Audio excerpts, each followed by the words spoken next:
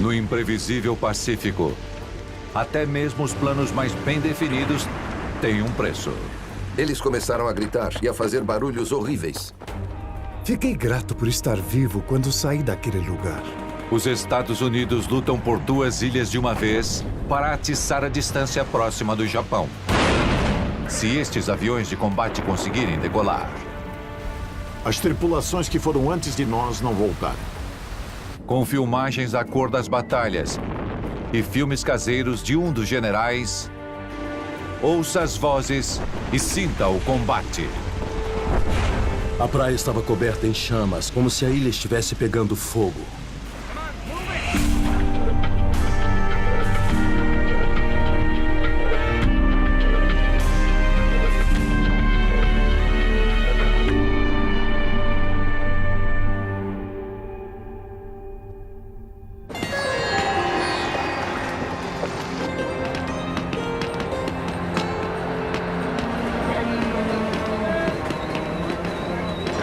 Essas são filmagens caseiras da Índia de 1944.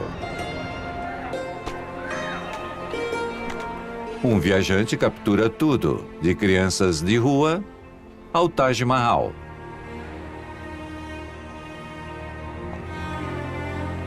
Mas o cinegrafista não é um simples turista. Este é o general Curtis LeMay, da Força Aérea dos Estados Unidos.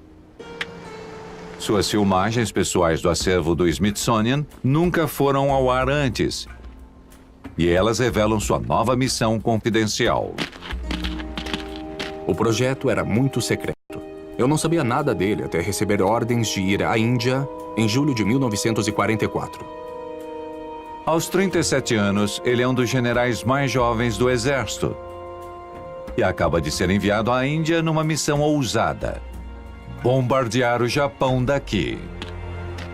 Em teoria, isto é possível. Ou quase. Os americanos estão criando secretamente o B-29, conhecido como Super Fortress. É o bombardeiro com o maior alcance já desenvolvido. Teoricamente, ele pode bombardear alvos a 2.500 quilômetros de distância, mas querem que este avião trabalhe precipitadamente, sem testes, e ele é imprevisível. Ele estava em péssima forma em relação a ficar pronto para o combate. As tripulações do B-29 se perguntam se alistaram para pilotar um avião ou uma armadilha mortal. As tripulações que foram antes de nós, e não foram tantas, não voltaram. Apesar dos imprevistos, os Estados Unidos estão desesperados para atacar o Japão. Curtis LeMay vai tentar fazer da Índia um trampolim a quase 5.000 quilômetros de distância. Este vai ser quase literalmente um tiro no escuro. Outro foco de conflito da Guerra do Pacífico está muito mais perto do Japão: as Ilhas Marianas. Uma ilha já está sob controle americano: Saipan. E agora está sendo convertida numa base avançada que poderia lançar o B-29 ao Japão. Os japoneses ainda ocupam 2 ilhas próximas, que ameaçam as operações aéreas americanas. Tainan tem 4 campos de aviação e é um alvo-chave. Guam também tem campos de aviação, mas seu valor é mais que tático, é pessoal. Antes da guerra, Guam era um território americano, com uma base dos fuzileiros. Esta filmagem pré-guerra rara e em cores mostra crianças locais desfilando para a equipe de militares na capital, a Ganha. Nativos guameses, os chamorros, são cidadãos americanos.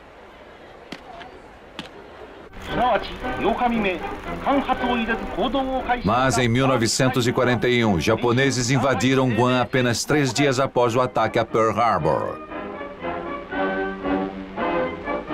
Este vídeo anuncia a vitória.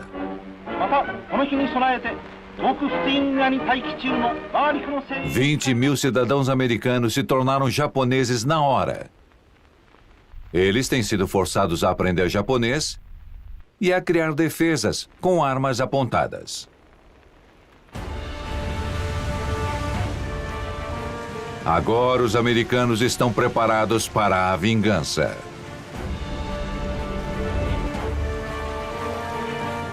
Mais de 800 navios cercam as Marianas. É a maior armada já agrupada no Pacífico. Os bombardeios pré-desembarque são implacáveis.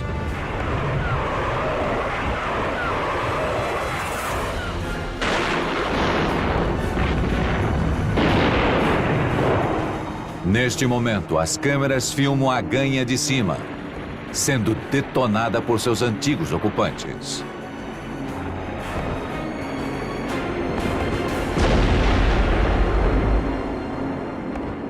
Os Estados Unidos estão flexionando seus poderes aéreos e marítimos, mas perderam muitos homens. A batalha por Saipan cobrou um preço altíssimo. E agora eles planejam atacar 2 ilhas de uma vez, Guam e Tinian. Tropas de substituição chegam. Acabaram de sair do campo de treinamento. E agora eles tentam entender como as coisas funcionam com os veteranos. Eles ficavam tentando puxar assunto, sabe? Começar uma conversa. E perguntavam, como é aqui? Como são as coisas? A gente não respondia muito.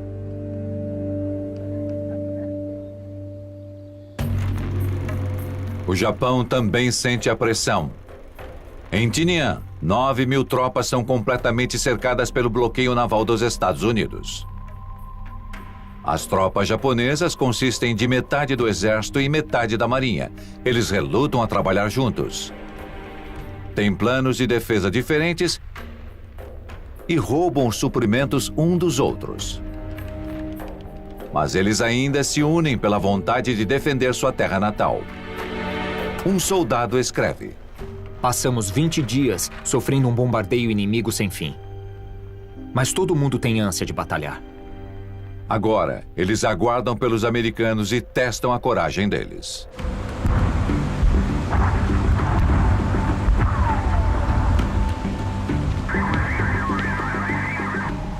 Alguns dos americanos já passaram por muitas provas. Veteranos das invasões anteriores se perguntam quantas vezes eles podem invadir uma praia e sobreviver. Antes de uma invasão, eles te dão bife e ovos às 4 da manhã. Como se você fosse um condenado à cadeira elétrica. Eu me feri em Tarawa, me feri em Saipan. E essa era a minha 3ª vez comendo bife com ovos. Eu já tinha me urinado todo. Esse é o tanto de medo que eu sentia. Eu estava tremendo. O dia da invasão em Tinian foi apelidado de Dia do Logro. Boa parte da força de invasão se aproxima das únicas praias grandes o suficiente para um desembarque anfíbio de larga escala. É aqui que os japoneses estão aguardando. Os navios fogem, apesar de suas defesas. O encouraçado Colorado leva um tiro devastador, que mata 43 marinheiros e precisa voltar com dificuldade a Saipan. Os americanos pressionam. Os fuzileiros descem até as lanchas de desembarque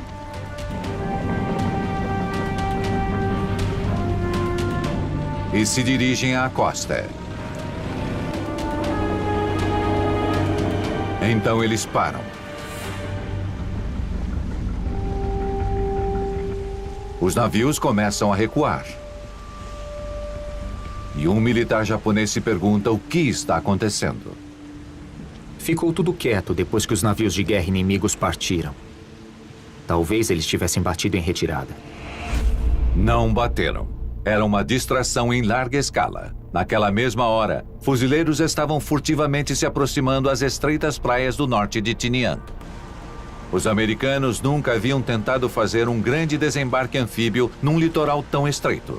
Os líderes tiveram uma discussão acalorada se funcionaria. Todos os tratores da tropa chegaram quase no mesmo processo. Charles Pace está prestes a pular num pedaço exposto da praia. A praia era minúscula, do tipo que você levaria sua garota para dar um mergulho. Protegidos apenas com capacetes de aço e uniformes de algodão, os homens se amontoam nessas pequenas praias. Isso poderia facilmente virar uma matança. Mas há pouca resistência. Os japoneses foram enganados. No fim do dia, mais de 15 mil tropas desembarcaram e já ultrapassam o número de japoneses na força de Tinian. Mais de 25 mil estão a caminho. É uma enorme vitória estratégica, mas eles não vão relaxar. Contra-ataques à noite foram comuns em outras ilhas. Os fuzileiros abrem suas trincheiras, lutando contra o impulso de dormir, e aguardam. Os japoneses não desapontam. Na primeira noite, eles correm ao norte para encontrar os americanos invasores. Milhares pressionam os fuzileiros no ataque banzai sangrento na escuridão. Temos imagens tacanhas do combate mano a mano. A luz do dia revela os resultados. Eles não precisavam de tanques. Precisavam de coveiros. Eu nunca vi tantos japoneses mortos.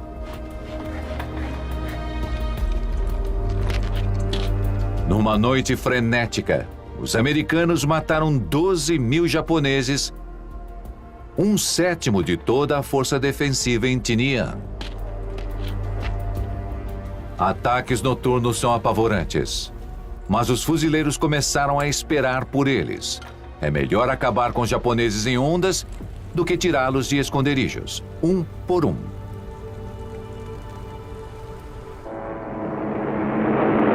O Japão também lança ataque surpresa pelo ar.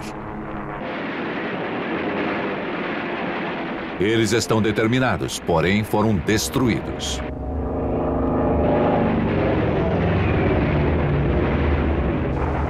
É difícil surpreender uma marinha com 800 navios.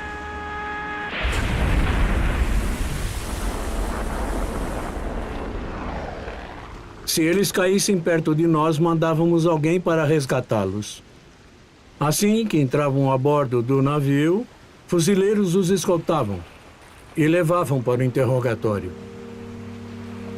Desde as grandes perdas na Batalha do Mar das Filipinas no mês anterior, a aeronáutica japonesa está se enfraquecendo.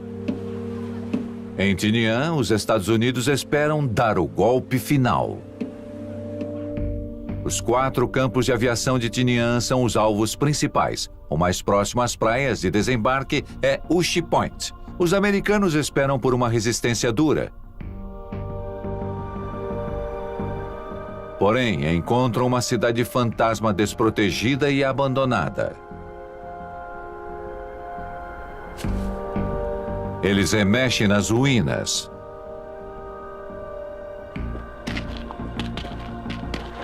Agora, os bombardeios dão lugar a pedreiros.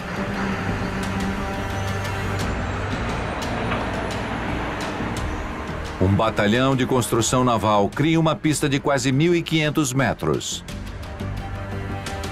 Enquanto aviões pequenos decolam e pousam em Ushi Point, a pista de aterrissagem é longa o suficiente para o novo avião dos Estados Unidos, o B-29. Daqui a um ano, um deles vai decolar deste campo. Seu nome? Enola Gay. Com Ushi Point em mãos, os americanos ainda têm mais uma base aérea nas Marianas. Os aviões sobrevoam a paisagem agrícola e organizada de Tinian. Não parecia nada com a selva de Bougainville, Guadalcanal ou Bornéu, ou qualquer lugar assim.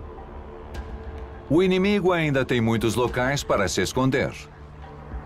Então, aviões mapeiam a ilha, tirando fotos atrás de fotos.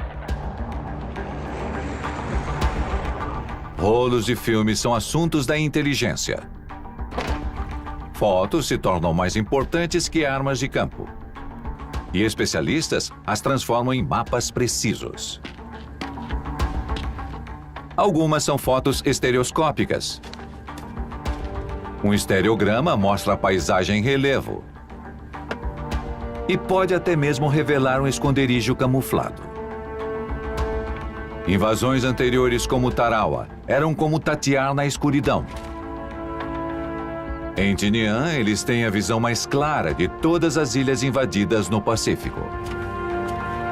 Mas ainda há uma ameaça fora de vista, até que seja tarde demais. Minas. Com o aumento do controle dos Estados Unidos no mar e no céu, os japoneses tentam retardar seu progresso de todos os jeitos possíveis. Eles usam minas antitanque, minas submarinas e minas antipessoal. Os novatos são os que mais correm perigo. Nós ouvimos um boom e olhamos para trás. Um dos novatos tinha pisado numa mina. Ninguém nunca soube o nome dele. Tinian está repleta delas. Os fuzileiros usam seus próprios explosivos para detoná-las com segurança. A maioria das minas é improvisada. Muitas falham. Elas causam mais dor de cabeça do que baixas. Mas elas são como lombadas. Ninguém pode avançar enquanto não for detonada com segurança.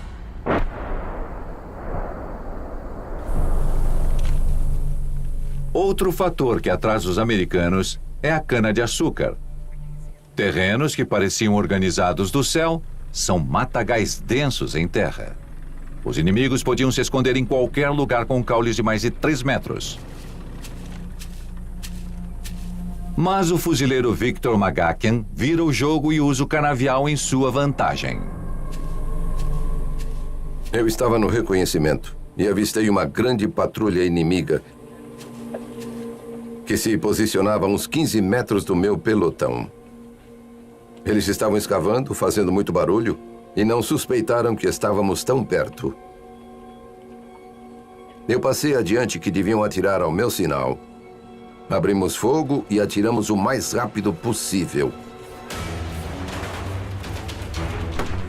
O fogo estava na altura dos joelhos no canavial. Eles começaram a gritar e a fazer barulhos horríveis. No outro dia, encontramos entre 35 e 40 japoneses mortos. Eu não perdi um homem sequer. No calmo interior de Tinian, qualquer som que fizer pode ser o último.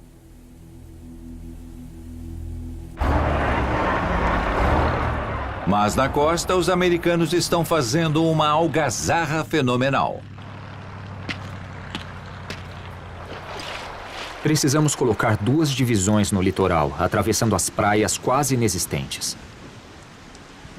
A área para desembarque era minúscula. Engenheiros apareceram com a resposta. Isto é um pontão levadiço. Um pier flutuante temporário. Os navios podem encostar nele como uma doca e descarregar qualquer coisa, de comida a artilharia pesada. Um navio descarrega 30 picapes em apenas 6 minutos.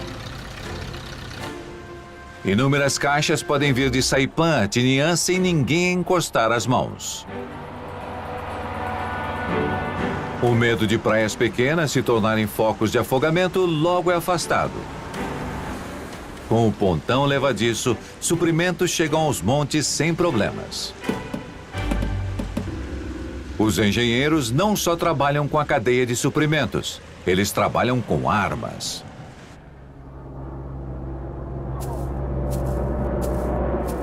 Bombas convencionais demandam extrema precisão.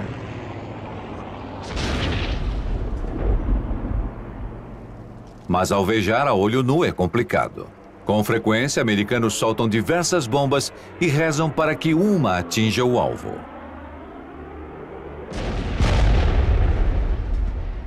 Durante a Batalha de Tinian, oficiais se agrupam em Saipan para assistir a este filme.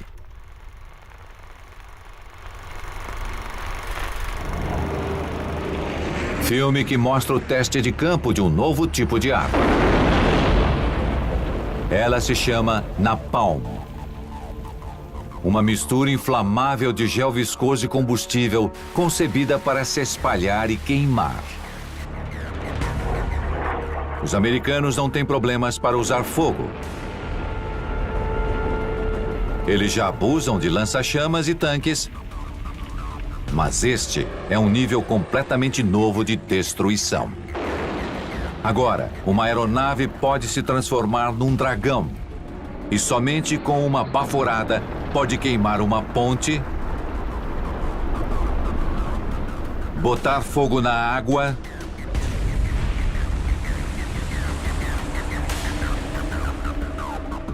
ou tornar um campo verde saudável numa zona morta e carbonizada, onde ninguém pode se esconder. Após assistir a este filme, a alta patente em Saipan não hesita e encomenda quase 4.000 quilos disto. No período de 1 ano, o uso de napalm pelos Estados Unidos no Pacífico vai se alastrar como um incêndio.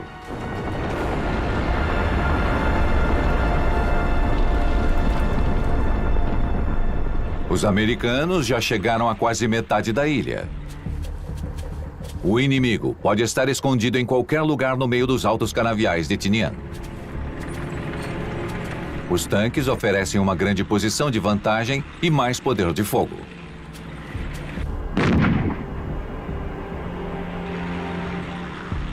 As tripulações gostam de dar nome a seus tanques.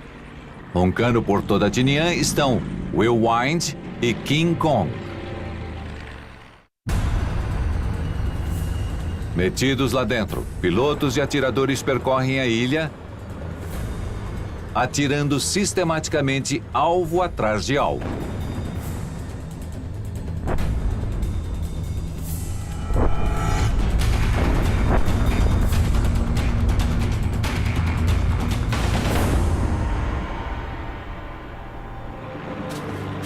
O avanço americano é uma pressão constante e opressiva.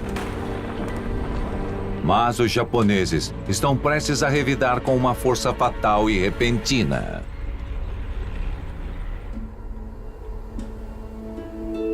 Sobre uma paisagem tão exposta, as opções para o contra-ataque japonês são limitadas. Eles tendem a recorrer a posições defensivas. Há poucas em Tinian, com exceção dos penhascos na costa sul. É aqui que os japoneses montam sua última resistência.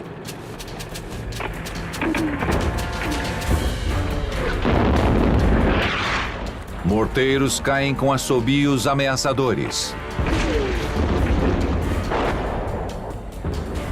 E as baixas americanas começam a aumentar. Nas ilhas anteriores, combates em penhascos se provaram onerosos, então em Tinian, eles melhoram a estratégia. Os líderes ordenam tropas terrestres a abaixarem suas trincheiras. E aí, chamam a marinha. Por 2 horas e meia, 5 navios coordenam um bombardeio extremo. 615 toneladas de bombas batem nos penhascos.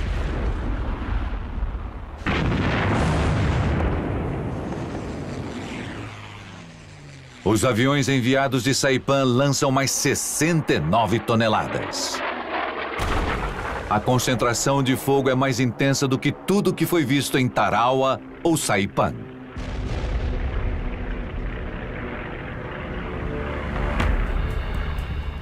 Quando a poeira abaixa, os fuzileiros recebem um sinal para seguir para os penhascos.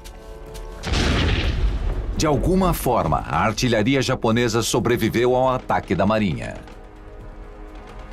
Alguém segue atirando ferozmente. E os americanos não conseguem vê-lo. Com fuzileiros no penhasco, a marinha não pode mais fazer a cobertura com tiros. Os marinheiros apenas observam à distância sem poder ajudar. A gente testemunhou o combate nas montanhas acima de nós. Os canhões, os disparos e os gritos. Estava a uns 3 ou 5 quilômetros de distância, mas dava para ouvir lá do mar. Cercados, mas muito próximos da vitória em Tinian, um grupo de fuzileiros tomou os problemas com as próprias mãos. Um vai para cima, corre uns 3 metros e cai de barriga. Outro faz o mesmo, cambaleando mais longe que o primeiro. E sem um plano, nem ordens, eles serpenteiam em direção à arma japonesa. Finalmente, eles chegam perto o suficiente para visualizar. Um tanque o destrói. Depois, a marinha lança grandes bombas naquela direção.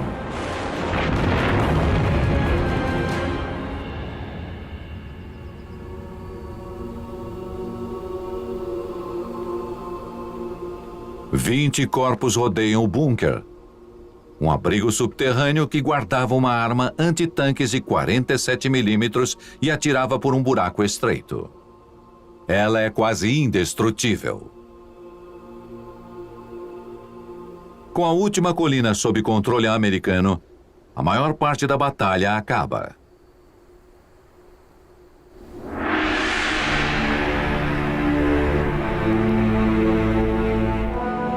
A campanha por Tinian leva 9 dias. 389 americanos morrem e mais de 1.800 são feridos. Tinian não é tão mortal quanto Saipan, nem tão chocante quanto Tarawa, e nem tão famosa quanto Iwo Jima. Mas para os homens deixados aqui sob cruzes brancas, é o fim da guerra. Hastear a bandeira é um símbolo de vitória, mas não o fim da violência. Os americanos vão continuar encontrando tropas japonesas escondidas por toda Tinian. Um regimento de fuzileiros toma a tarefa pouco gloriosa chamada Esfregão. Após uma batalha que durou oficialmente menos de 2 semanas, eles vão passar mais de 5 meses atravessando diversas vezes a ilha e destruindo em média quase 4 esconderijos japoneses por dia. Tivemos que bombardear eles, explodir os esconderijos. Nenhum deles se rendia.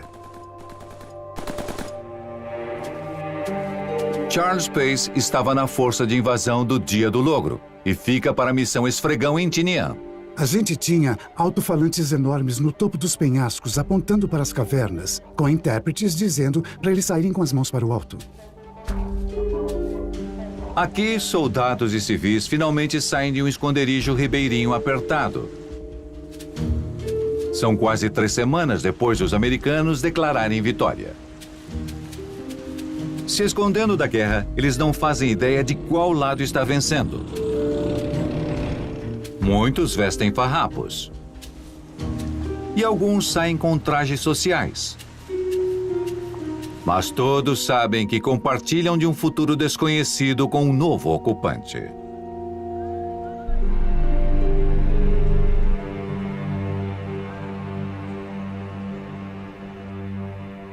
Embora os inimigos ainda se escondam em grupos pequenos, os objetivos principais de Tinian estão sob o comando dos Estados Unidos. São os campos de aviação. Em 1941, o Japão organizou um ataque audacioso pelo Pacífico, partindo desses campos de aviação em Tinian. E agora os americanos vão usá-los para fazê-los recuar de volta a Tóquio. A maioria dos 0 japoneses incinerados foram deixados de lado, dando lugar a longas filas de caças americanos, com as asas dobradas como borboletas sonolentas. Eles não ficarão inativos por muito tempo. As Marianas logo se tornarão o último e maior centro da Força Aérea Americana no Pacífico Central. Dado o que está acontecendo na Ásia continental, esta transição virá na hora certa. Curtis LeMay está em ascensão. No teatro europeu, ele foi promovido a general da divisão, um dos mais novos do exército. Estas são suas filmagens pessoais, que revelam sua nova missão sigilosa na Índia. Sua missão é usar o bombardeiro B-29 não testado para atacar o Japão a mais de 4.500 quilômetros de distância. Esta estratégia é muito arriscada. O plano é decolar os aviões na Índia, sobrevoar o Himalaia e pousar na China. Lá, eles vão reabastecer, voar sobre um território na China ocupado por japoneses e atacar o Japão. Em algum lugar da China Ocidental, esses fazendeiros transformaram arrozais em campos de aviação. Filmagens americanas mostram alguns dos 10.000 chineses que trabalharam nos campos de aviação, fazendo as pistas à mão com pedras retiradas do rio. Tinha uns trabalhadores com carrinhos de mão com pneus tirados de carros que não serviam para nada porque eles não tinham mais gasolina. As pedras são o único recurso disponível, já que o Japão controla as rotas de suprimento mais próximas. Não tem um jeito fácil de importar coisas, incluindo a alma de um campo de aviação, o combustível.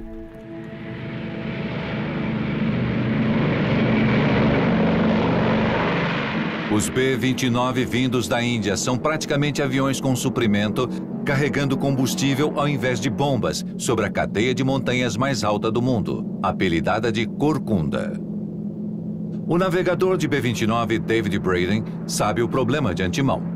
Para cada galão de combustível que a gente carregava sobre a Corcunda num B-29, a gente gastava 2 galões de combustível para o avião sobrevoar ali. As contas não batem. Mas o entusiasmo para bombardear o Japão supera a logística. E eles seguem com o plano. Os ataques começam no verão de 1944.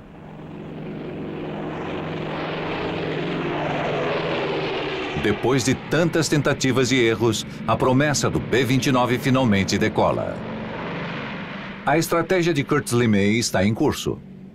A gente achava que se a estratégia da Força Aérea fosse aplicada corretamente, o inimigo poderia ser derrotado sem ter vidas americanas tiradas nos campos de batalha.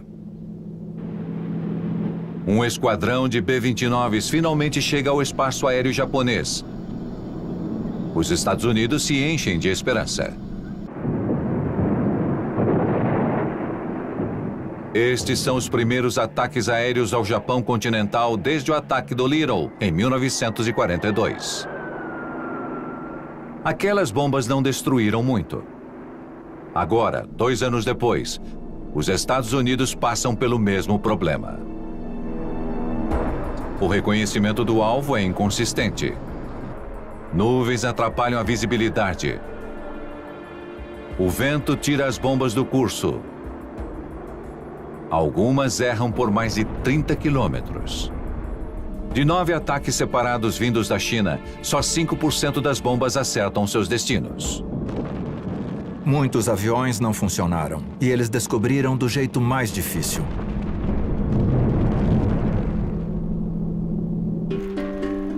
Estas são cenas japonesas dos resultados de um ataque. Não é um estrago de bombas. É um B-29 caído na China Oriental. Este é o preço de testar uma aeronave nova durante o combate. Se a gente perdesse fluido hidráulico, as hélices se soltariam. Às vezes, o motor inteiro parava e era arremessado pela asa. Em ataques vindos da China, quase 100 B-29 são perdidos por falha mecânica. Peças desta aeronave preciosa e secreta estão agora espalhadas pelo território inimigo, assim como restos mortais da tripulação. Este é o estado do programa de armas mais caro da Segunda Guerra Mundial. Neste momento, parece que o investimento de 3 bilhões de dólares foi pura ilusão. O trabalho de Curtis LeMay é mudar essa situação de algum jeito. Foi ótimo finalmente conseguir bombardear o Japão, mas era preciso fazer melhor. Muito melhor. Ele tem algumas ideias. Primeiro, precisa mudar sua operação dos distantes campos de aviação do sul da Ásia às Ilhas Marianas, que são praticamente vizinhas do Japão. Mas ele não pode, antes de os americanos retomarem Guam. A batalha por Guam é quase simultânea à por Tinian. O desembarque foi chamado de Dia W. Quando os japoneses tomaram Guam há mais de 2 anos, menos de 500 tropas americanas estavam presentes para se defender. Isso aí! Agora, 54 mil estão desembarcando para revidar. 1 hora após o desembarque, os fuzileiros receberam diversos tiros do topo de uma barreira de mais de 300 metros chamada Colina Chonito.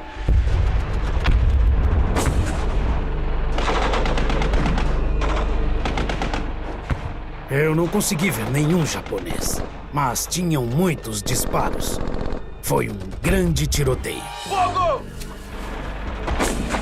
Os fuzileiros se veem encurralados na encosta por 2 dias seguidos, a menos de 90 metros dos inimigos no topo. Só o que eles podem fazer é atirar de volta para cima da colina e torcer para acertar alguma coisa. Um comandante finalmente sobe a colina e nunca mais retorna. Outro fuzileiro cai no declive, pois foi acertado nas 2 pernas. Tudo está a favor dos japoneses, até a gravidade. E eles começam a jogar granadas pela encosta. Por 50 horas seguidas, os homens insistem a seguir em frente, subindo a colina impiedosa, suportando tiros implacáveis. Finalmente, os fuzileiros feridos conseguem ver seus companheiros no topo da colina. Outra unidade tinha escalado por trás da colina Chonito, enfim, vencendo. Depois de 2 dias de conflitos intensos em Guam, a vista do topo não é animadora. A praia de desembarque continua bem atrás deles, com todo o resto da ilha à frente. Da colina, os americanos se dispersam e alguns se aproximam da capital de Guam, a Ganha. Estas raras cenas em cores de antes da guerra mostram a Ganha como uma cidade em ordem, com arquitetura espanhola antiga que mirava um litoral tranquilo.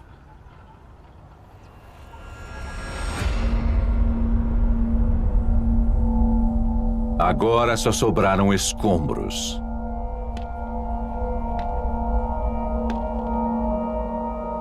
Séculos de história deixados em ruínas.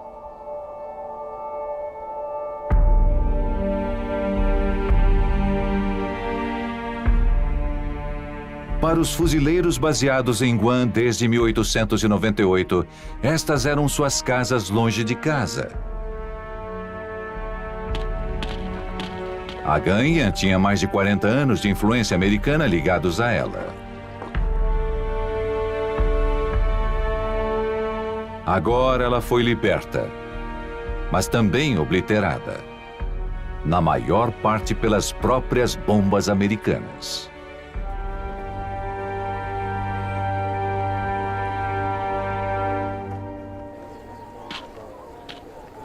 Longe do fronte de combate, os americanos tentam fugir da destruição, com um pouquinho de criação. Transformando as trincheiras em lares. O jeito de se virar dos americanos se espalha pelo Pacífico como equipamentos de batalha. As tropas têm orgulho de tirar o melhor do pior. Um deles até cria seu alojamento sob uma lancha de desembarque destruída. Outro encontra alguns objetos, como esse traje de mergulho japonês, e traz diversão para quem mais precisa. Uma vira-latinha é uma distração bem-vinda. Eles a chamam de saquê, nome inspirado pela bebida que as tropas encontraram bem escondida num depósito de suprimentos. Este é provavelmente o primeiro contato deles com a cultura japonesa. Mas a fuga da realidade é breve.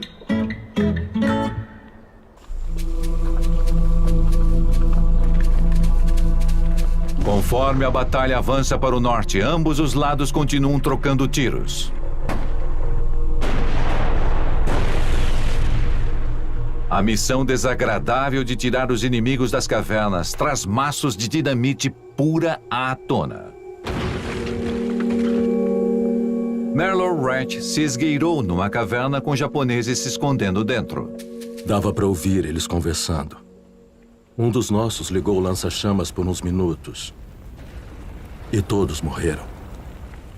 Os americanos deixam os corpos, mas levam as caixas de uísque japonês. Os japoneses estão morrendo aos montes. Mas estão fazendo os Estados Unidos pagarem por cada pedacinho de Guam.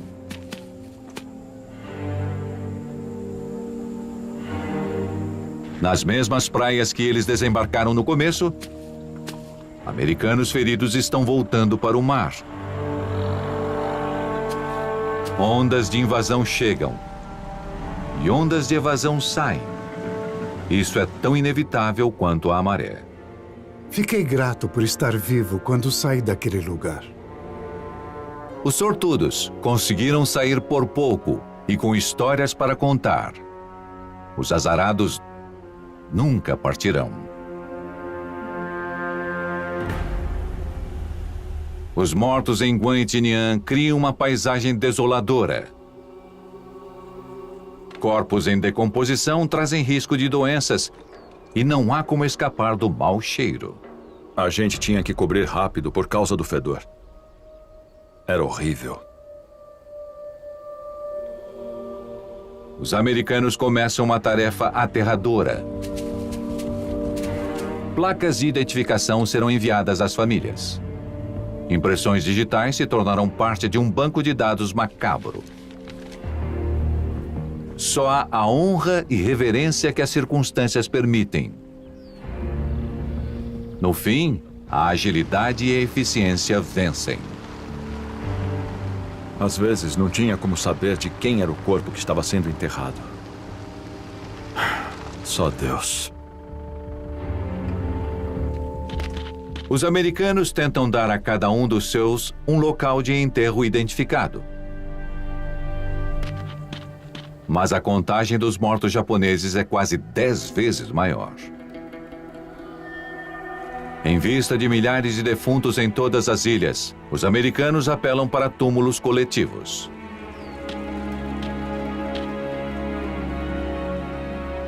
Aqui, fizeram prisioneiros de guerra japoneses juntarem suas próprias baixas de guerra para o enterro em fossas.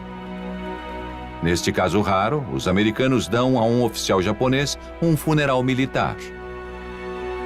Ele é identificado entre os outros corpos e honrado de acordo. Mas a maioria dos homens vai continuar anônima. Todas as ilhas no caminho da Guerra do Pacífico se tornam um lugar de matança. E os americanos estão prestes a decidir qual será a próxima ilha.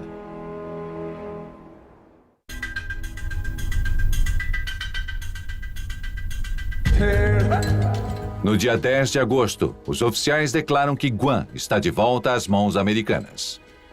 O comandante de todas as forças no Pacífico Central, o almirante Chester Nimitz, comparece ao hasteamento da bandeira. Nimitz logo mudará seu quartel-general de Pearl Harbor para cá, em Guam. Ele está confiante que a pressão dos Estados Unidos no Pacífico é invencível.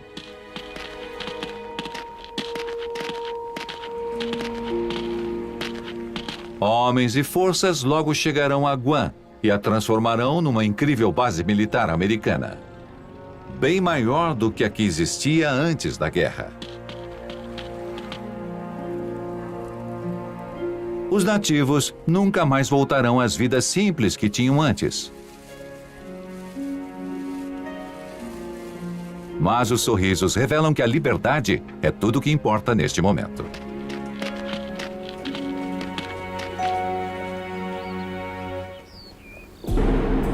Com os americanos finalmente em controle das Marianas, o B-29 vai sair da Ásia continental e a experiência de Curtis LeMay na Índia e na China foi um fracasso completo.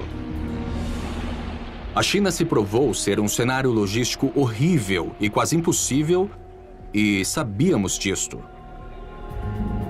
Agora, ele vai levar sua operação e sua câmera pessoal para o Pacífico Central.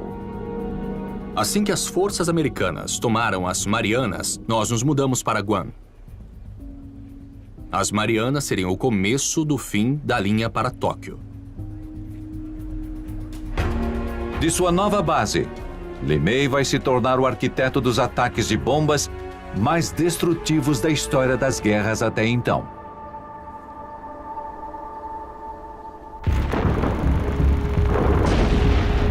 A estratégia aérea americana está evoluindo, mas a estratégia em terra continua grosseira.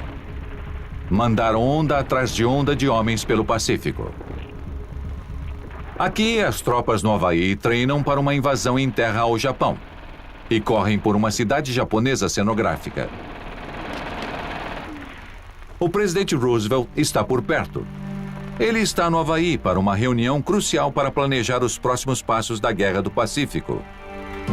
E convocou seus dois comandantes principais em campo, o almirante Nimitz e o general MacArthur. O trio se encontra primeiramente a bordo do USS Baltimore. Todos posam para câmeras. Nimitz, com seus trajes brancos e brilhantes, MacArthur em sua jaqueta de couro característica, apesar do calor. E Roosevelt sentado para esconder sua impossibilidade de andar. Quando o comboio se dirige a uma apresentação militar, com certeza a cabeça de todos os homens está girando. A reunião iminente está atada a uma tensão latente há muito tempo. Uma vez, Roosevelt chamou MacArthur de um dos homens mais perigosos dos Estados Unidos. Mais tarde, MacArthur descreveria o presidente como um homem que nunca diria a verdade se uma mentira bastasse.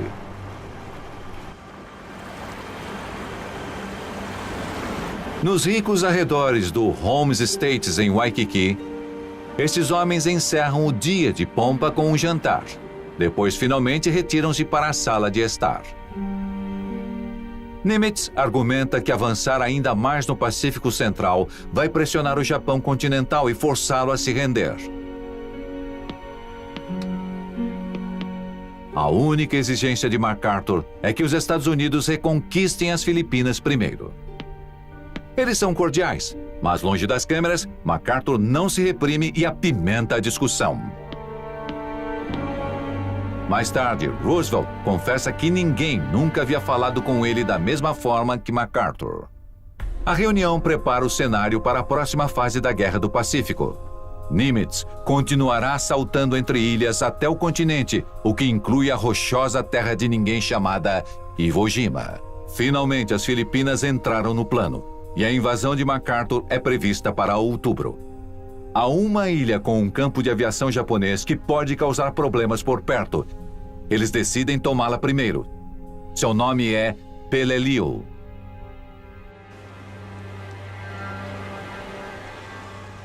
Comparada a alvos maiores, Peleliu é quase deixada para depois.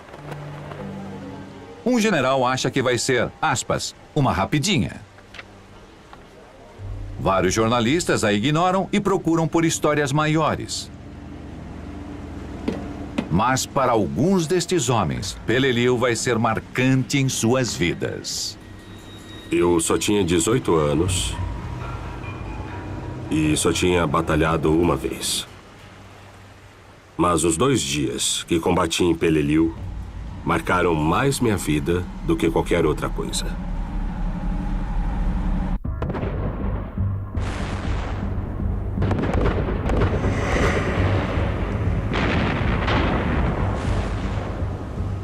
No território das forças inimigas, os americanos não têm uma visão clara da ilha que estão invadindo.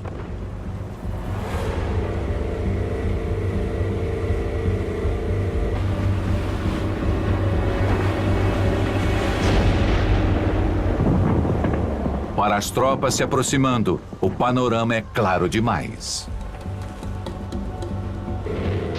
A praia estava coberta em chamas e havia uma enorme cortina de fumaça preta.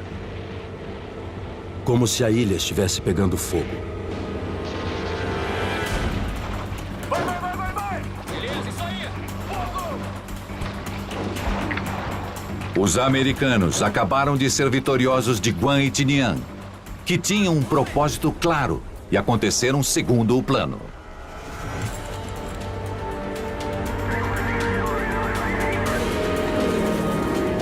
Mas a Guerra do Pacífico não segue os planos de ninguém por muito tempo.